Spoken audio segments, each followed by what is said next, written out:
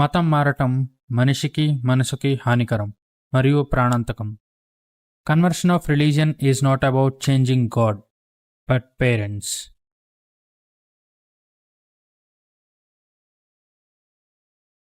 So ఇప్పుడు ఇదే Rubik's cube ఉంది. ఇదే రూబిక్స్ క్యూబ్లో 6 కలర్స్ ఉన్నాయి, కానీ ఇదేంటి ఒకటే cube.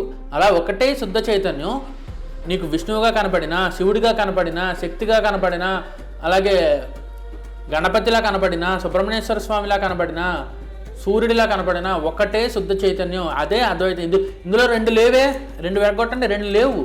So it's non dualism, also called as అద్వైతం. ఇది చెప్పింది, ఈ డెఫినేషన్ ఇచ్చింది మనకి వేదాలు, దాంతోపాటు ఆదిశంకర భగవత్పాదులు. ఇప్పుడు చిన్నజీయ స్వామి వారు ఆదిశంకరాచార్యుల విషయంపై, ఆయన జీవితంపై కొన్ని వ్యాఖ్యలు అయితే చేశారు. ఏంటవి? ఆయన చతురామ్నాయ పీఠాలని స్థాపించలేదు, అలాగే పంచాయతన పూజ ఏదైతే ఉందో అది ఆయన ప్రవేశపెట్టింది కాదు అని. దీనివల్ల చాలామంది అద్వైతాన్ని ఫాలో అయ్యే శంకరాచార్యుల అభిమానులు, లేదంటే ఆయన్ని జగద్గురువుగా భావించే వాళ్ళ భగవద్భక్తుల ఫీలింగ్స్, లేదంటే మనోభావాలు ఏవైతే ఉన్నాయో అవి దెబ్బతిన్నాయి. దట్ ఇంక్లూడింగ్ మీ, నా మనోభావాలు కూడా దెబ్బతిన్నాయి. కానీ దానివల్ల చిన్నజీయ స్వామి వారిని నోటికొచ్చినట్టు వదరి మాట్లాడే స్వేచ్ఛ కల్పించలేదు అవి. సో ఆయన తప్పు మాట్లాడారు, అది అన్డెనయబుల్ ఫ్యాక్ట్. అప్పుడు ఏం చేయాలి?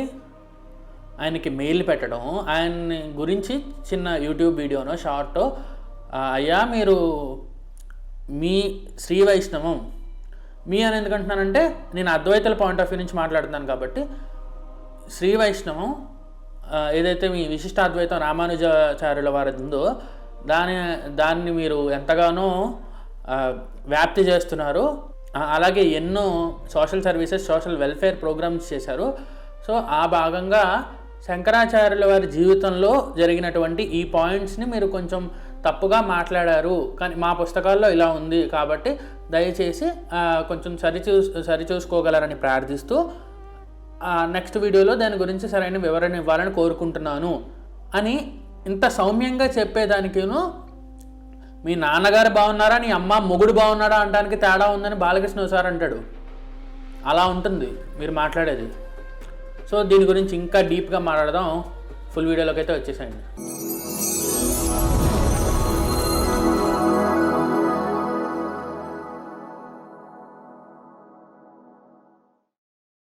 నమస్కారం, వ్యాసం ఇతిహాసం ఛానల్కు స్వాగతం.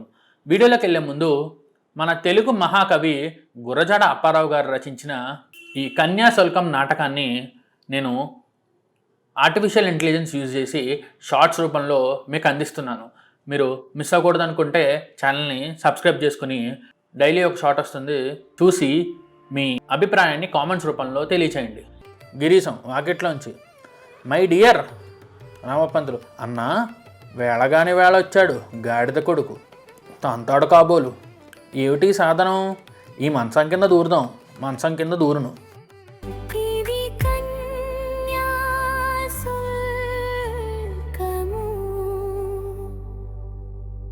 వ్యాసం ఇతిహాసం ప్రేక్షకులందరికీ నా నమస్కారాలు. అయితే భారతదేశం అనేటువంటి ఈ పేరు వినగానే ముందుగా గుర్తొచ్చే స్లోగన్ ఏంటి? భిన్నత్వంలో ఏకత్వం. చాలామంది భిన్నత్వంలో ఏకత్వం గురించి ఫస్ట్ వినగానే ఏమనుకుంటారు?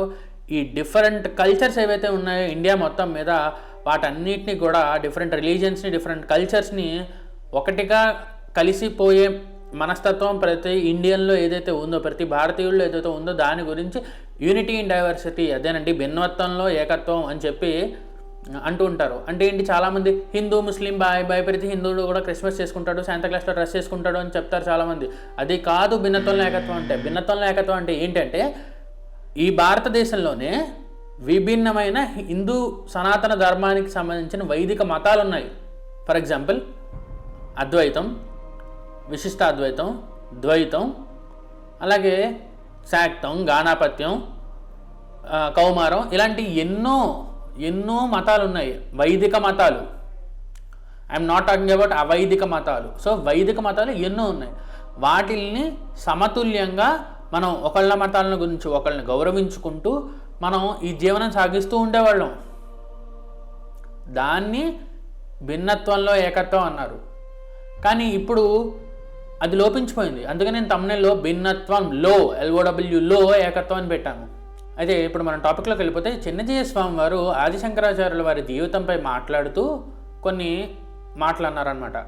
ఈ 4 ఆమ్నాయ పీఠాలు ఏవైతే ఉన్నాయో ఈ చతురామ్నాయ పీఠాలని ఆదిశంకరులు కాదు విద్యారణ్యులు స్థాపించారు అని, పంచాయతనం పూజ ఆయన స్టార్ట్ చేయలేదు అని చెప్పి మాట్లాడారు. మాట్లాడినప్పుడు అలాగే ఆయన ఇంకో మాట కూడా అన్నారు, ఆదిశంకరులు పరమ వైష్ణవులు అని. సో దీని గురించి కౌంటర్ చేసిన చాలామంది సోకాల్డ్ జ్ఞానులు ఎవరైతే ఉన్నారో వాళ్ళు ఈ విషయాన్ని దృష్టిలో పెట్టుకోవాలి. చిన్నజీయ స్వామి వారు మాట్లాడినటువంటి ఈ ఒక్క వీడియోని మాత్రమే, అది కూడా వీడియో అనుకోవడం కూడా కరెక్ట్ కాదేమో, ఆ ఒక్క క్లిప్ని మాత్రమే మీరు చూసి ఏమంటున్నారు, మొత్తం అసలు మా శంకర్ల గురించి మీకేం తెలుసు అది ఇది అని మాట్లాడుతున్నారు. అసలు మీరు ఎప్పుడైనా చిన్నజీయ స్వామి వారు చేసే ప్రతి వీడియో చూసారా? ఆల్మోస్ట్ ఆయన పోనీ రీసెంట్ టైమ్స్లో ఇచ్చిన ఇంటర్వ్యూలు అన్నీ చూసారా? అసలు చిన్నజీయ స్వామి వారికి శృంగేరి జగద్గురువులకి అలాగే కంచి జగద్గురువులు అనేటువంటి కంచి పరమాచార్య వారికి ఇప్పుడున్న వారికి అసలు ఎంత సంబంధం ఉంది, ఎంత అవినాభావ సంబంధం ఉంది, ఎంత ఫ్రెండ్షిప్ ఉంది అన్న విషయాన్ని ఆయన రీసెంట్ టైమ్స్లోనే చెప్పారు. ఎప్పుడో పాత వీడియోల్లో కూడా కాదు. ఆ వీడియోలు చూసారా? ఆ వీడియోలో ఏం ఎక్కువ మనకి అసలు చాలామంది ఏమనుకుంటారంటే ఆయన తిరునామం పెట్టుకుంటారు, ఆయన వైష్ణవులు కాబట్టి ఆటోమేటిక్గా ఆయన శివద్వేషి అని ముద్ర వేసేస్తారు. అసలు చిన్నజీయ స్వామి వారికి ఉన్నటువంటి శివభక్తి ఎంతమందికి తెలుసు? ఆయన చాలాసార్లు బెజవాడ వచ్చినప్పుడల్లా కూడా కనకదుర్గమ్మ వారికి చీర సారె అవన్నీ పెట్టి, దుర్గా మల్లేశ్వర స్వామి వారికి కూడా చాలా పట్టు పంచ అవన్నీ పెట్టి ఆయన ఏమంటారంటే, ఈ దుర్గమ్మ తల్లి ఎవరైతే ఉన్నారో కనకదుర్గ ఆవిడ మా ఇంటి ఆడపడుచు. ఇప్పుడు నారాయణుడు లక్ష్మీదేవి మా తల్లిదండ్రులు అయినప్పుడు ఆయన చెల్లెలైనటువంటి నారాయణుడి చెల్లెలైనటువంటి ఈ దుర్గామాత మా ఇంటి ఆడపడుచు, మా మేనత్త. మరి మా మేనత్త హస్బెండ్ అయినటువంటి ఆ దుర్గా మల్లేశ్వర స్వామి వారు మా ఇంటి అల్లుడు.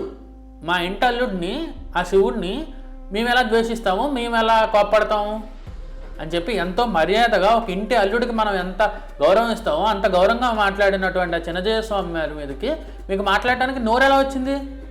ఆయన ఎన్ని శివాలయాలు కట్టించారు. ఇప్పుడు తిరుక్కోరంగుడి అని చెప్పి అక్కడ ఒక దివ్యదేశం ఉంటుంది వాళ్ళకి. ఆ దివ్యదేశంలో రోజు పొద్దున్నే పూజారులు విష్ణువు గుడి నుంచి వచ్చి అక్కడ అదే ప్రాంగణంలో ఉన్న శివాలయానికి వెళ్ళి శివుడిని అడుగుతారు, మీకు ఇక్కడ రావాల్సినటువంటి సదుపాయాలు, కావాల్సిన సదుపాయాలు, రావాల్సిన ప్రసాదాలు, తీర్థాలు అన్నీ మీకు సక్రమంగా జరుగుతున్నాయా అంటే అప్పుడు అక్కడున్న శివ పూజారులు ఎవరైతే ఉన్నారో వాళ్ళు జరుగుతున్నాయి అని వాళ్ళు సమాధానం ఇచ్చిన తర్వాత వాళ్ళు వెళ్తారు. సరిగ్గా జరగట్లేదు అని అంటే ఆ దివ్యదేశం నుంచి వచ్చే ఖజానాల నుంచి ఏవైతే సక్రమంగా జరగట్లేదో అభిషేకాలు కానీ, శివుడికి జరగాల్సిన పూజలు వేరే ఉంటాయి, విష్ణువుకి సంబంధించిన పూజలు వేరే ఉంటాయి. సో ఈయనకు సంబంధించినవన్నీ ఈయనకు సక్రమంగా జరిగిన తర్వాత ఈ రిపోర్ట్ని తీసుకెళ్ళి అక్కడున్న దివ్యదేశంలో ఉన్న విష్ణుమూర్తికి నివేదిస్తారనమాట. ఇలా శివుడికి ఈ లోపాలు వచ్చాయి, సో ఇక్కడ ఈ లోపాలు ఉన్నాయి శివ పూజలో అని చెప్పి ఇదంతా చిన్నజీయ స్వామి వారు ఒక రీసెంట్ ఇంటర్వ్యూలో చెప్పారు. సో ఆయన ఎప్పుడూ శివుడిని తక్కువ చేయలేదు. కోర్స్ ఆయన వైష్ణవుడు అంటే ఏంటి? ఆ శ్రీ మహావిష్ణువు వాళ్ళకి పరబ్రహ్మ అంటే మీనింగ్ ఏంటి? ఆ పరబ్రహ్మకి మించిన శక్తి లేదు, దాంతో సమానమైన శక్తి కూడా లేదు. సో వైష్ణవం అంటే ఏంటి? విష్ణువుని పినాకిల్, ద పరబ్రహ్మంగా పూజించేవాళ్ళు. దాంతో ఇంకా శివుడైనా, శక్తి అయినా, గణపతి అయినా ఎవరైనా ఆయన కింద. దాని ఉద్దేశం తక్కువ చేసినట్టు కాదు. ఇప్పుడు మీరు మీ నాన్నగారు అంటే మీకు ప్రేమ, అందుకని ఆయన మీ నాన్నగారి గురించి ఒక విగ్రహం పెట్టుకున్నారు అనుకుందాం. అప్పుడు వరల్డ్ లార్జెస్ట్ స్టాట్యూ అంటే ఏం చెప్తారు? సర్దార్ వల్లభాయ్ పటేల్ గారిది. మరి మీ నాన్నగారు చెప్పలేదు కాబట్టి మీ నాన్నని ఇండియన్ గవర్నమెంట్ తక్కువ చేసిందా అంటే అసలు దానికి దీనికి సంబంధం ఉందా? ఆయన విగ్రహం పెట్టేశారు, మా నాన్నగారు విగ్రహం పెట్టలేదని మీరు రోడ్డు మీద వెళ్ళి ధర్నా చేస్తే అంత అసహ్యంగా ఉంటుంది. దానికి దీనికి సంబంధం లేదు కదా. ఇది కూడా అంతే. వాళ్ళు విష్ణువుని పరబ్రహ్మంగా పూజిస్తున్నారు అంతే. దాని ఉద్దేశం శివుడిని తక్కువ చేశారని కాదు, అమ్మవారిని కించపరిచారని కాదు.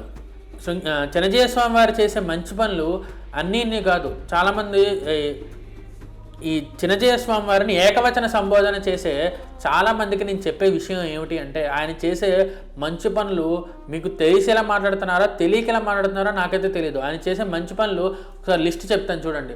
ఆయన పేరు మీదుగా జట్ అంటే జిఆర్ ఎడ్యుకేషనల్ ట్రస్ట్ కానీ, జిఆర్స్ గురుకులం, నేత్ర విద్యాలయ, మహిళా ఆరోగ్య వికాస, మ్యాబ్, అలాగే జిమ్స్, హోమియోపతి, అలాగే వికాస తరంగిణి, డిజాస్టర్ రిలీఫ్, అలాగే సోషల్ ఎంపవర్మెంట్ నుంచి statue of equality, tribal and rural upliftment.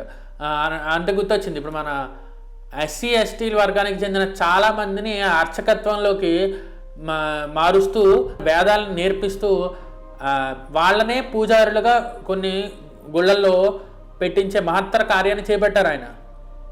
దానివల్ల వేరే అవైదిక మతాలు, పాషండ మతాల మీదకి వాళ్ళు వెళ్ళిపోకుండా ఇన్నున్నాయి ఆయన చేసే మంచి పనులు. ఇంకా చెప్పాలంటే ఇందాక నేను వీడియో రికార్డ్ చేసే టైంలోనే శివశక్తి కరుణాకర్ గారి వీడియో వచ్చింది. ఆయన వీడియోలు ఎప్పటి నుంచో ఫాలో అవుతున్నా మనకు తెలుస్తుంది. శివశక్తి కరుణాకర్ శివశక్తి సంస్థకి ఆర్ హిందూ జనశక్తి సంస్థకి ఇటు శృంగేరి జగద్గురువులు కానీ, ఇటు చిన్నజీయ స్వామి వారు కానీ వాళ్ళిద్దరూ ఇచ్చేటటువంటి సపోర్ట్ అంతా ఇంత కాదు. ఆ విషయం మీరు వాళ్ళిద్దరు ఛానల్స్లోనూ చూస్తే మీకు అర్థమవుతుంది. శృంగేరి జగద్గురువులు ఇచ్చినప్పుడు ఈయన ఊరుకోవచ్చుగా, ఆయన ఇచ్చినప్పుడు ఈయన ఊరుకోవచ్చుగా. ఇద్దరు ఊరుకోరు, ఎందుకంటే ఇద్దరికి తెలుసు ఈ శివశక్తి కానీ హిందూ జనశక్తి కానీ సనాతన ధర్మం గురించి ఎంత తోడ్పాటు పెడుతున్నారో, ఎంత కష్టపడుతున్నారని. సో అప్పుడు ఇద్దరు ఇస్తారు. ఎందుకంటే మరి ఈయన వైష్ణవుడు, మరి ఆయన స్మార్తుడు, అది స్మార్త పీఠం, ఇదేమో శ్రీ వైష్ణవ పీఠం. ఎప్పుడూ మహానుభావుల మనసులు ఎప్పుడూ కూడా ఒక విషయాన్ని గురించే ఆలోచిస్తాయి కాబట్టి. అలాగే చిన్నజీయ స్వామి శివశక్తి దశవర్ష శంకారామంలో మాట్లాడుతూ చాలా పాషండ మతాల మీదకి చాలా విమర్శలు చేశారు. దాని గురించి వైరల్ అయింది కూడా. మరి అది విష్ణు శక్తో కృష్ణశక్తో కాదు కదా, శివశక్తి కదా. మరి ఎందుకు వచ్చారంటే ఆయన ఎప్పుడు కూడా శివుణ్ణి తక్కువ చేయలేదు కాబట్టి. సో నేను విష్ణుశక్తి అని పెడితేనే వస్తాను, లేదంటే కృష్ణశక్తిని పెడితే వస్తాను అలా ఏం మాట్లాడలేదు కదా. ఇందాక అరగంట క్రితం నేను వీడియో రికార్డ్ చేస్తున్నప్పుడు ఒక అరగంటకు ముందు చిన్నజీయ స్వామి విషయంపై కరుణాకర్ గారు మాట్లాడుతున్న వీడియోలో చెప్పారనమాట. ఆయన నేను చాలా ఆఫీస్ పెట్టక ముందు ఆయన కాంపౌండ్లోనే ఉండి శివశక్తి కార్యకలాపాలని చూసుకునేవాడిని. అప్పుడు చాలాసార్లు నేను ఆయనతో ఆయన నాతో మాట్లాడిన సందర్భాలు చాలా ఉన్నాయి. ఆయన చిన్నజీయ స్వామిను కరుణాకర్ గారు మాట్లాడిన చాలా సందర్భాల్లో కూడా ఆయనని ఎప్పుడూ కూడా తిరునామం పెట్టుకోమని బలవంతం చేయలేదంట. ఎందుకంటే అది శివుణ్ణి పూజించినంత మాత్రం చేత విష్ణువుని తక్కువ చేయట్లేదు కరుణాకర్ గారు అన్న విషయాన్ని గ్రహించినటువంటి చిన్నజీయర్ వారి ఉదార స్వభావం. సో ఇదేదో పాషండ మతాల్లో లాగా నువ్వు ఆ బిల్డింగ్కి వెళ్తున్నావు కాబట్టి ఈ బిల్డింగ్కి రాకపోతే మాకు వచ్చే నష్టం చాలా ఎక్కువ ఉంది, నువ్వు ఇక్కడ డొనేషన్లు ఇస్తే కానీ మాకు పోటగా గడవదు, ఇలాంటి కుంచిత మనస్తత్వం అయితే జీయర్ వారికి లేదు, అలాగే జగద్గురువులకి లేదు.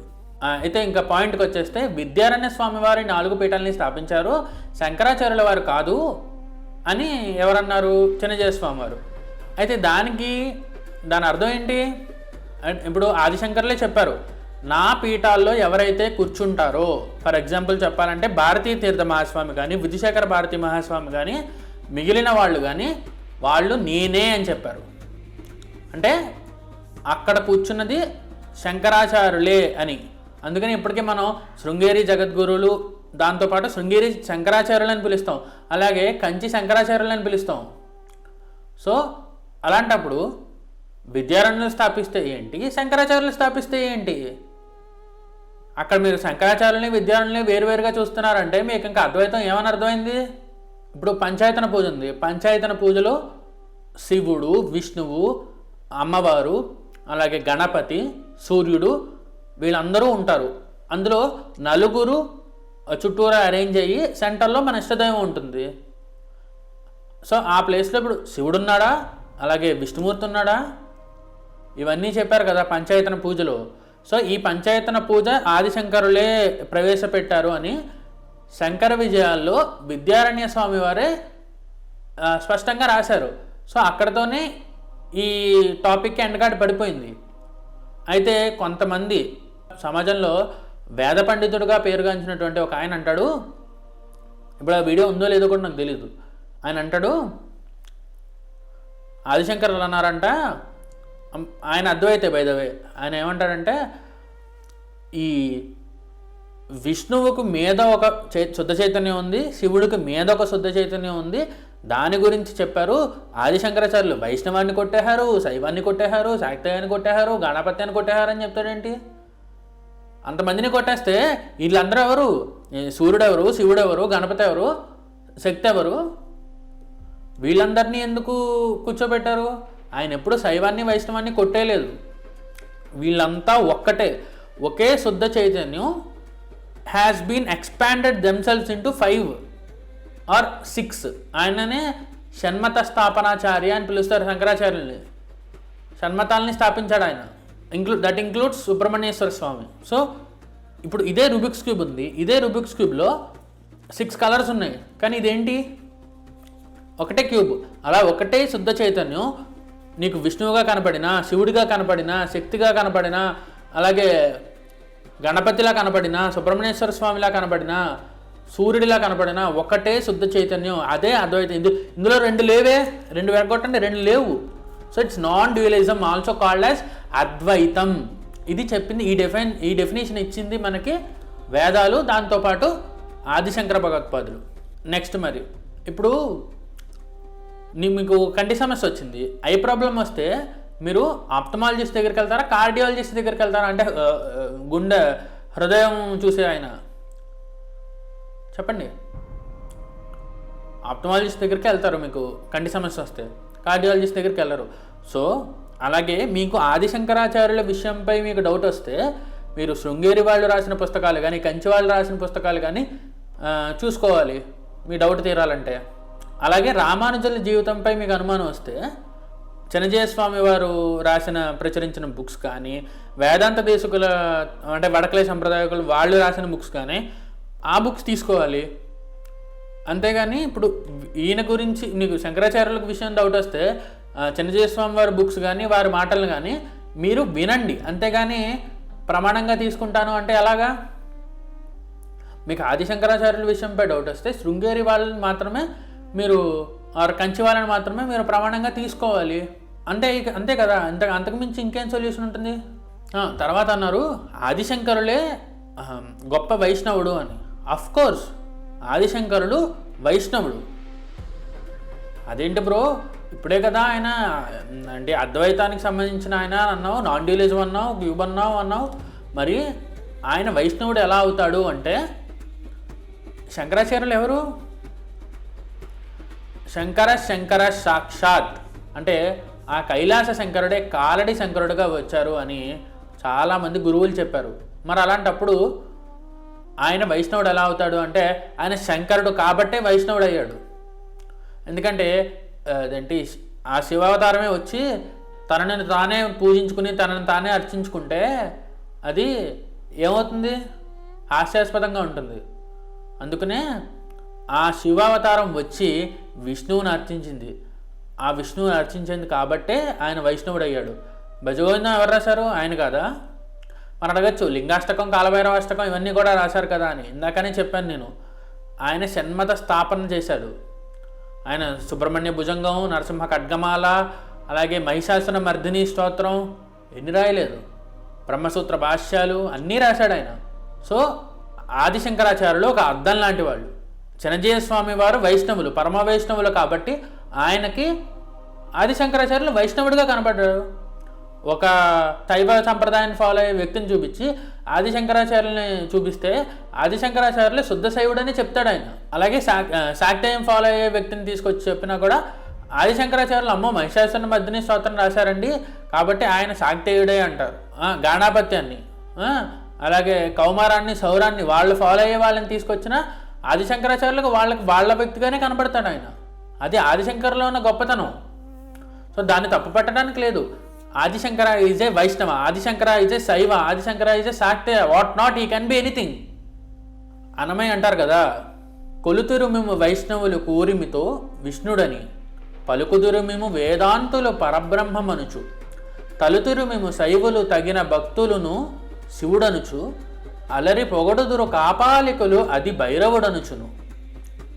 అంటే ఒకటే పరబ్రహ్మం, భైరవుడైనా శైవులైనా పరబ్రహ్మ అయినా విష్ణువైనా అంతా ఒక్కటే, బ్రహ్మం ఒక్కటే పరబ్రహ్మం ఒక్కటే అని అన్నమాచార్యులు చెప్పిన వాక్యం మీకు గుర్తు రాలేదా? సో ఇందాక చెప్పినట్టు జియర్ స్వామి లాంటి పరమ వైష్ణవులకి ఆయన వైష్ణవుడే కోర్స్. సో త్యాగరాజు ఏమన్నారు?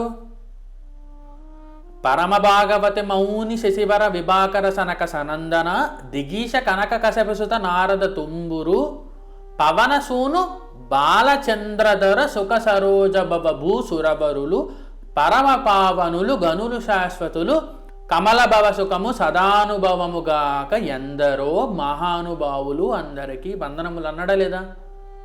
అందులో ఈ పవనసూను బాలచంద్రధరు, బాలచంద్రధర్ అంటే ఎవరు? శివుడు. మరి రామనామం జపించి ఆయన రాసిన ప్రహ్లాద భక్తి విజయంలో కూడా నరసింహస్వామి రాకుండా రాముడు వస్తాడు అక్కడి నుంచి. ఆయన ఊహ, ఎందుకంటే ఆయనకు రాముడే పరబ్రహ్మం.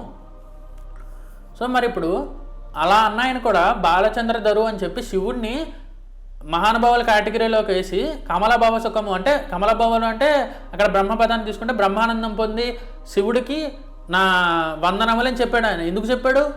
ఇంకో స్టాంజలో అంటాడు ఆయన, భాగవత రామాయణ గీతాది శుచి శాస్త్ర పురాణపు మర్మముల శివాది షణ్మతముల 30 సురాంతరంబుల భావంబుల నెరిగి భావరాగలయాది సౌఖ్యము చిరాయు ఉన్గలికి సుఖాప్తులై త్యాగరాజాప్తులైనవా రెందరో మహానుభావులు అంటాడనమాట. అందులో శివాది షణ్మతముల గూఢములన్ 30 ఎందుకని అన్నాడు ఆ మాట? ఎందుకంటే ఆయన వైష్ణవుడు అయ్యింది కూడా శివాది అన్న పదం ఎందుకు వాడాల్సి వచ్చింది? సో ఎప్పుడైనా సరే అన్నమయ్య చెప్పినా, త్యాగయ్య చెప్పినా, పోతన గారు చెప్పినా, పోతన గారు ఆల్రెడీ అన్నారు కదా, చేతులారంగ శివుని పూజించనేని నూరు నవ్వంగా హరికీర్తి నూడువడేని అని. సో పోతన గారు చెప్పినా, త్యాగయ్య గారు చెప్పినా, అన్నమయ్య చెప్పినా, లేకపోతే ఆదిశంకరులు, రామానుజులు, అలాగే మధ్వాచార్యులు ఎవరు చెప్పినా కూడా ఆ పరబ్రహ్మ గురించే చెప్తారు తప్ప వాళ్ళ ఆ పరబ్రహ్మని శివుడు అనుకున్నా, విష్ణువు అనుకున్నా, ఎవరనుకున్నా వాళ్ళ పరబ్రహ్మం గురించే చెప్తారు.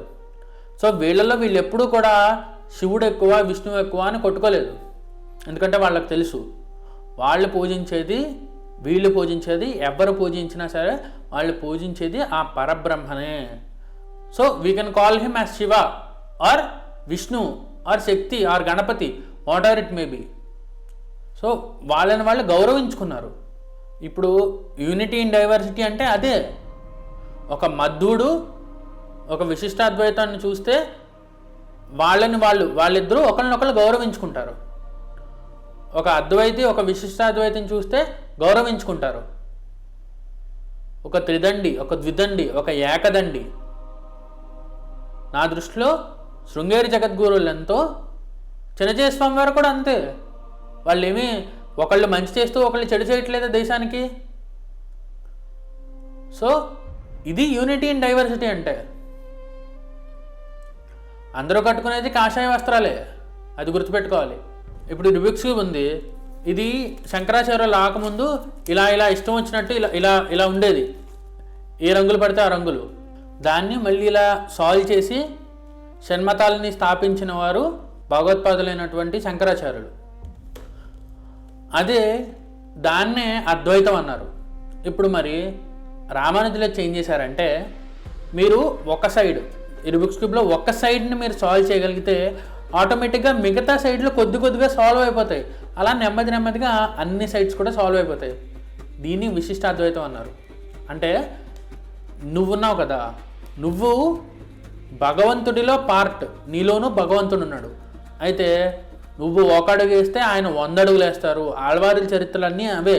మనకు అనవసరం కదా ఆళ్వార్లు, వాళ్ళు ఎవరో తమిళ వాళ్ళు అని చెప్పి చాలామంది తెలుగు వాళ్ళకి ఆళ్వార్లు ఎవరో తెలియదు. మాకు అవసరం లేదనుకుంటారు చాలామంది. చాలా మీకు తెలిసిన ఆడవాళ్ళ గురించి చెప్పాలంటే విప్రనారాయణ గారు కొంచెం మీకు తెలుసు, అది కూడా సినిమా రావటం వల్ల. గోదాదేవి తిరుపతి వల్ల తెలిసి ఉండొచ్చు. వాళ్ళందరూ ఏం చేశారు, సరే పోనీ కాసేపు ఆళ్వాళ్ళ సంగతి పక్కన పెడదాం. ప్రహ్లాదుడు తెలుసుగా, ప్రహ్లాదుడు ఏం చేశాడు, ఆయన చిన్నప్పటి నుంచి భక్తి చేయడం వల్ల ఆయన దగ్గరకు విష్ణువే వచ్చాడు. అలా మీరు ఒక సైడ్ని కనుక కంప్లీట్ చేస్తే మిగతా సైడ్లో ఆటోమేటిక్గా కొంత కంప్లీట్ అయిపోతాయి ఈ బుక్స్ క్యూబ్ సాల్వ్ చేసిన తెలిసిన వాడికి. సో ఇది విశిష్టాద్వైతం అంతే. అయితే మరి ద్వైతం అంటే ఈ రుబిక్స్ క్యూబ్ సాల్వ్ అయిపోయినట్టు మీకు కనబడుతున్నా ఇందులో ఇండివిజువల్ యూనిట్స్ ఉంటాయి కదా, అది భక్తుడు ఎప్పుడైతే భక్తి బాగా చేస్తాడో భగవంతుడు ఆయన దగ్గరే పెట్టుకుంటాడు ఆ భక్తుడిని అని చెప్పేదే ద్వైతం. So at any given point it is a whole cube called Bhagavan. ఇందులో ఉన్న ఈచ్ అండ్ ఎవ్రీ పీస్ భక్తుడు. సో భక్తుడు ఇద్దరు కోఎగ్జిస్ట్ అయి పక్కపక్కనే ఉంటారు, కానీ ఎప్పుడు ఈక్వల్ అవ్వలేరు అని చెప్పేది ద్వైతం. ఈ త్రిమతాలు కూడా సనాతన ధర్మానికి వెన్నెపూస లాంటివి. సో అద్వైతం, విశిష్టాద్వైతం, ద్వైతం, ఈ మూడు కూడా ఎప్పుడు కూడా ఒకళ్ళనొకళ్ళని గౌరవించుకున్నాయి తప్ప ఒకళ్ళనొకళ్ళని విమర్శించుకోలేదు. అదే అర్థం చేసుకుని మాట్లాడితే ఎంతో బాగుంటుంది. సో దీన్ని ఉద్దేశిస్తూ నా స్నేహితుడు ఒకడు తన వ్యూని షేర్ చేసుకుంటాడు, వినండి. వ్యాసం ఇతిహాసం ప్రేక్షకులకు నా నమస్కారాలు. ఇప్పుడు జరుగుతున్న ఈ కాంట్రవర్సీ, దీనివల్ల సనాతన ధర్మంలో ఉన్న రకరకాల సాంప్రదాయాల మధ్య అనవసరమైన గొడవలు వచ్చి అసలే బయట మతాల వల్ల విడిపోయే ఇబ్బందుల్లో ఉన్న మనం మరింత ఇబ్బందులకి గురి కావడం అనేది చూస్తున్నాం. చిన్నజీయర్ స్వామి వారు మాట్లాడినవి ముమ్మాటికి తప్పే. అవి ఫ్యాక్ట్స్ కావు, అవి పచ్చి తప్పులు. దీన్ని మేమెవరం వ్యతిరేకించట్లేదు. ఆయన చెప్పిన ముమ్మాటికి తప్పే. కానీ that doesn't give anyone to abuse a tridandi sanyasi. ఒక కాషాయం కట్టుకున్న, ఒక దండం పట్టుకున్న యతి భగవంతుడితో సమానం. తను ఏం మాట్లాడినా ఏం చేసినా కూడా యతికి ఇచ్చే గౌరవాన్ని ఎప్పుడు అలాగే ఇవ్వాలి తప్ప నోటికి వచ్చినట్టు మాట్లాడకూడదు. విభేదిస్తే విభేదించవచ్చు, విభేదించడం తప్పు కాదు. దాన్ని మర్యాదపూర్వకంగా కూడా చెప్పొచ్చు, స్వామి మీరు మాట్లాడింది తప్పు, ఇదిగోండి ఆధారాలు, మీరు మాట్లాడింది తప్పు అన్న ఏమాత్రం తప్పు కాదు. సనాతన ధర్మంలో క్వశ్చన్ చేయడం అనేది ఇట్స్ కంప్లీట్లీ ఫైన్. వేరే ధర్మాలలాగా, వేరే మతాలలాగా క్వశ్చన్ అడిగితే నేను తలకాయ తీసేస్తాను, చంపేస్తాను అనేది మన సనాతన ధర్మంలో లేదు. నీ గురువును కూడా నువ్వు ప్రశ్నించవచ్చు, తప్పు కాదు. ప్రశ్నించడం తప్పు కాదు.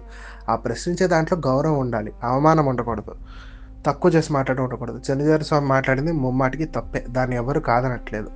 కానీ ఇటుపక్క వాళ్ళు ఎవరైనా సవ్యంగా ఉన్నారా అంటే లేదు. ప్రతిసారి వైష్ణవులందరినీ ఒక పక్కకు తోసేసి మిగతా వాళ్ళందరూ కలిసిపోయి వైష్ణవుల మీదకి పడిపోతూ ఉంటారు. They talk as if Vaishnavas are Shivadveshis. అది తప్పు. శివ కేశవులు ఇద్దరు ఒకటే, ఇద్దరికి అభేదం అన్నది కేవలం స్మార్త సంప్రదాయంలో మాత్రమే చెల్లుతుంది. స్మార్త సంప్రదాయంలో మాత్రమే పంచాయతన పూజ ఉంది. స్మార్త సంప్రదాయం అంటే శంకరాచార్య సంప్రదాయం. దాంట్లో మాత్రమే అందరు దేవుళ్ళకి ఈక్వల్ స్టేటస్ ఇవ్వడం జరిగింది. అందరూ ఒకటే పరబ్రహ్మం.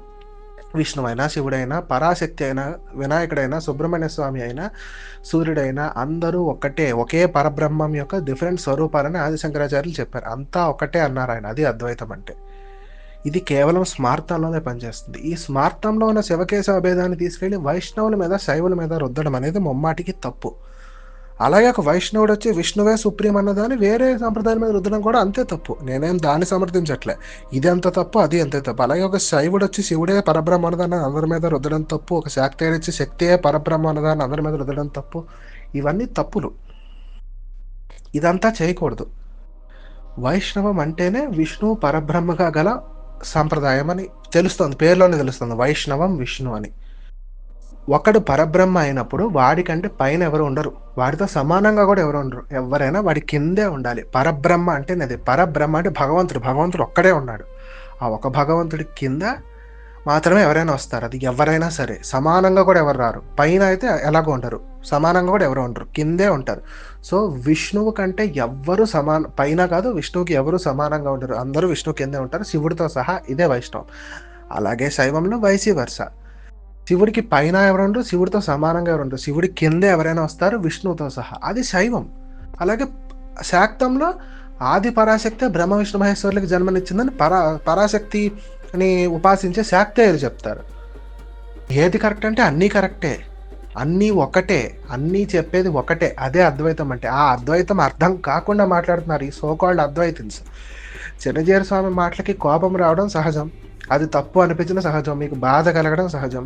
మరి బాధ కలిగినప్పుడు బాధ కలిగినట్టు మాట్లాడండి, అంతే తప్ప పిచ్చి పిచ్చిగా మాట్లాడి ఒక ఎత్తిని పట్టుకొని నానా మాటలు అనేంత అధికారం, హక్కు మీకు ఎవరిచ్చారు అని నేను ప్రశ్నిస్తున్నాను. చివరిగా నేను కంక్లూడ్ చేసేది ఏంటంటే, ఎక్స్ట్రీమిజం ఎవరిదైనా తప్పే. స్మార్ట్ ఎక్స్ట్రీమిజం తప్పే, వైష్ణవ ఎక్స్ట్రీమిజం తప్పే, శైవ ఎక్స్ట్రీమిజం తప్పే, శాక్త ఎక్స్ట్రీమిజం తప్పే. ఎక్స్ట్రీమిజం ఎవరిదైనా తప్పే. మా సిద్ధాంతమే గొప్ప, మీది తప్పు అని చెప్పడం తప్పు. నీ సిద్ధాంతం నీకు గొప్ప, వాళ్ళ సిద్ధాంతం వాళ్ళకి గొప్ప, ఎవరి సిద్ధాంతం వాళ్ళకి గొప్ప. పక్క సిద్ధాంతాన్ని తక్కువ చేసి మాట్లాడడం ఇప్పుడు చిన్నజీయర్ స్వామి చేసిన తప్పు అయితే, మరి మీరు చేసేదేంటి? అది తప్పు కాదా? మీరు ఏమైనా అనొచ్చా? మీరు శివకేశవ అభేదాన్ని తీసుకెళ్లి వైష్ణవుల మీద రుద్దొచ్చు, కానీ వాళ్ళు మాత్రం ఏం మాట్లాడకూడదు అనడం చాలా తప్పు. వాళ్ళు మాట్లాడితే తప్పు అయినప్పుడు మీరు మాట్లాడినా తప్పే. ఇది మీరు అందరూ అర్థం చేసుకోవాలి.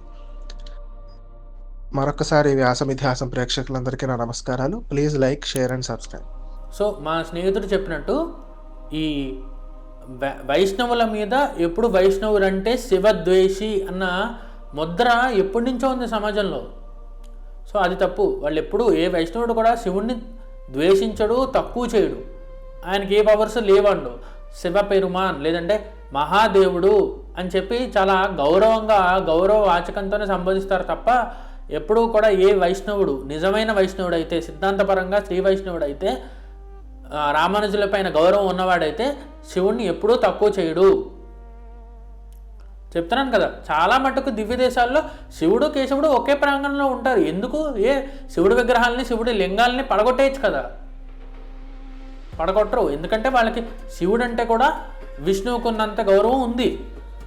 కాకపోతే వాళ్ళు విష్ణువుని పరబ్రహ్మగా భావిస్తారు, పూజిస్తారు.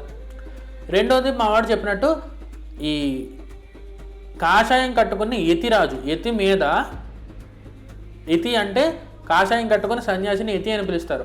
ఆ యతి అంటే శృంగేరి జగద్గురువులైన చిన్నజీయ స్వామి వారైన ఏకవచన సంబోధన చాలా ప్రమాదకరం. అది కట్టి కుడిపేస్తుంది. ఏకవచన ప్రయోగం ఎప్పుడూ చేయకూడదు. ఇంకా రాముడిని, కృష్ణుడిని మనం ఏకవచన ప్రయోగం చేయొచ్చు. ఇప్పుడు రాముడు వచ్చాడు, ఎవడబ్బా సొమ్మని అని రామదాస్ అన్నారు. మనం ఒక కృష్ణుడి విగ్రహాన్ని కృష్ణ తినేసే కృష్ణ అని చాలా ప్రేమగా మనం కృష్ణుడిని ఒక మన కొడుకులాగా, మన తమ్ముళ్ళలాగా భావించి, రాముడిని మన అన్నయ్యలాగా భావించి ఏకవచనంతో మాట్లాడచ్చు. స్వామి నీకు చెప్పాను కదా, నువ్వు ఏం చేసావు, నాకు అస్సలు ఎందుకు తీర్చలేదు, శివ నువ్వు ఎందుకు తీర్చలేదు అని చెప్పి నువ్వు శివుడినైనా, రాముడినైనా, కృష్ణుడినైనా అనొచ్చు. కానీ నువ్వు అన్న మాటని, అన్న ప్రయోగాన్ని, ఏకవచన ప్రయోగాన్ని నువ్వు యతుల మీద చేయలేవు. దట్ ఇంక్లూడ్స్ శృంగేరి జగద్గురువులు అండ్ చిన్నజీయ స్వామి వారు, కంచి స్వామి వారు, ఎవరినైనా సరే యతుల్ని నువ్వు అని సంబోధించకూడదు. అది తప్పు. ఏ సంప్రదాయం వారైనా సరే. దేవుడికి ఆ రూల్ లేదు. ఎందుకంటే దేవుణ్ణి మనం మాతారామో మత్ పితారామచంద్ర, స్వామి రామో మత్ సకారామచంద్ర, సర్వస్వమ్మే రామచంద్రో దయాళు అంటే నాకు తల్లివైనా, తండ్రివైనా, అదేంటి ఫ్రెండ్ అయినా, స్నేహితుడైనా అన్నీ నువ్వే, నా సర్వస్వం నువ్వే అని చెప్తున్నావు. అక్కడ రాముడు అంటే శివుడైనా, కృష్ణుడైనా అన్నీ. అలాంటప్పుడు నువ్వు శివుడు గారు నా కోరికండి, నేను కోరుకున్నానండి, తీర్చలేదండి, విష్ణు గారు మీ మిస్సెసే కదండి లక్ష్మీదేవి, మాకు డబ్బులు ఇమ్మని చెప్పండి. ఎంత అసహ్యంగా ఉంది ఇది. దేవుణ్ణి నువ్వు అనే పిలవాలి, జగద్గురువుల్ని మీరు అనే సంబోధించాలి. సో నా కోపం అంతా ఏంటంటే, అద్వైతం అర్థం కానీ అద్వైతులు స్వామివారిని, చిన్నజీయ స్వామిని వారిని అంటాం చాలా బాధాకరంగా ఉంది. ఎందుకంటే చిన్నజీయ స్వామి అన్న మాటలు కొంచెం బాధ కలిగించాయి, కోపం కలిగించాయి. ఎంత సున్నితంగా చెప్పాలో అంత సున్నితంగానే చెప్పాలి. సో చాలామందికి ఆదిశంకరాచార్యుల జీవితం గురించి తెలుసు. ఏంటి, ఆయన 6 ఏళ్ల వయసులోనే, 8 ఏళ్ల వయసులోనే, అంటే ఉపనయనమైన విత్ ఇన్ వెరీ కన్సిక్యూటివ్ ఇయర్స్లోనే కనకదార లాంటి గొప్ప స్తోత్రాన్ని మనకి అందించారు అని. మరి అది తెలిసినప్పుడు ఆండాళ్ అంటే సాక్షాత్ లక్ష్మీదేవి, ఆండాళ్ అనేటువంటి ఒక ఆళ్వారు, ఆవిడ అంతే వయసు, రామానుజులకి ఎంత వయసు అంతే వయసులో, అంటే 4 నుంచి 6 ఏళ్ల మధ్యలోనే తిరుప్పావే లాంటి గొప్ప వేద తత్వాన్ని 30 స్టాంజెస్ 30 చిన్న చిన్న లైన్స్ రూపంలో ఒక గొప్ప పావైని అంటే గొప్ప పాటని మనకు అందించింది. దాని గురించి తెలియదు, ఎందుకంటే తమిళ్లో ఉంటుంది, మనకు అనవసరం, మన తెలుగు వాళ్ళు. దేవుడి విషయంలో తమిళ్ తెలుగు అన్న భావాలు ఏవి ఉండవు. రామానుజాచార్యులు కూడా అల్లాటప్ప ఆయన ఏం కాదు. ఆయన నమ్మాళ్ళవారు లాంటి మహానుభావుడైనటువంటి ఆయన చేత 4000 ఏళ్ల క్రితమే భవిష్యత్ ఆచార్యుడు వస్తాడు అని చెప్పి ప్రవచించబడినటువంటి గొప్ప వ్యక్తి. మన శంకరుల గురించి ప్రవచనాలు ఉన్నాయి భవిష్యత్ పురాణంలో. జటాజూటాలు కట్టుకున్న ఆ శివుడే బోడిగుండుతో శిరోమండనం చేయించుకుని కాలడీ టు కాశ్మీర్ తిరుగుతాడు అని రాసింది. సో శివుడి గురించి ఎంత ఉందో, శివుడే శంకరుడని, అలాగే ఆ ఆదిశేషుడు, ఆ లక్ష్మణస్వామి, ఆ బలరాముడే మన రామానుజులు, భగవద్ రామానుజులు. ఈయన శంకర భగవత్పాదులు అని అంటాము, ఆయన భగవద్ రామానుజులు అని అంటాము. ఇద్దరూ విష్ణు సహస్రనామంపై భాష్యాలు రాసిన వారే, ఎవరూ తక్కువ వాళ్ళు కాదు. సో ఈ వీడియోని నేను జగద్గురులు ఇద్దరికీ కూడా మరొకసారి అంకితం చేస్తూ ఈ వీడియోని ముగిస్తున్నాను. సో శంకరులెంతో రామానుజులే అంతే. శృతి స్మృతి పురాణానాం ఆలయం కరుణాలయం నమామి భగవత్పాద శంకరం లోకశంకరం. యోనిత్యమచ్యుత పదాంబుజ యుగ్మరుగ్మ వ్యామోహతస్తదితరాణి త్రణాయమేనే అస్మద్గురోర్భగవతస్య దయైక సింధో రామానుజస్య చరణం శరణం ప్రపద్యే. సో హర హర శంకర జయ జయ శంకర రామానుజస్య చరణం శరణం ప్రపద్యే. ఓ హిందువా, నిన్నే నీ ఫేవరెట్ హీరో సినిమా అయితే టికెట్ 200ది 500 కట్టి కూడా చూస్తావుగా. నీ దేవుడి గురించి, నీ రాముడు, నీ శివుడు, నీ ధర్మం గురించి చెప్తే సపోర్ట్ చేయకుండా వెళ్ళిపోతున్నావేంటి? నీ హీరోకి ఇచ్చిన విలువ కూడా నీ ధర్మానికి ఇవ్వవా? ఒక్కటి గుర్తుపెట్టుకో, నువ్విచ్చే ప్రతి రూపాయి నీ దేవుణ్ణి తిట్టేవాడిని కొట్టే చెప్పు దెబ్బ. నువ్విచ్చే ధనం మన ధర్మానికి ఇంధనం. జై శ్రీరామ్, జై హింద్. చూసారంటే మీకు వీడియో ఖచ్చితంగా నచ్చే ఉంటుంది. సో దీంతో పాటు ఈ 2 వీడియోలు కూడా చూడటానికి ప్రయత్నం చేయండి, మీకు ఖచ్చితంగా నచ్చుతాయి.